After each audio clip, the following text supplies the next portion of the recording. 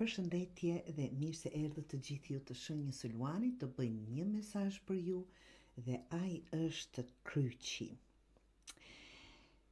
Kjo letër të dashur Luan përfaqëson barrën, përgjegjësinë, dhimbjen apo një periudhë sfiduese që kërkon durim dhe përballje.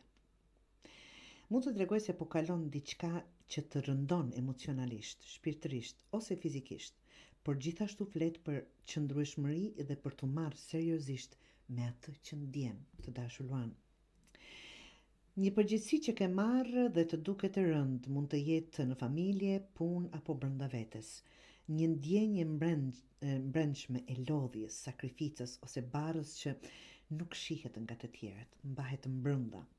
Një situatë që nuk ka zgjidhje të menjëhershme, por kërkon durim, reflektim dhe forcë të brendshme për të vazhduar dhe për të përballur me këtë gjë. Të kujton që ajo që po kalon ka kuptim, nuk është pa arsye, edhe pse nuk duket tani.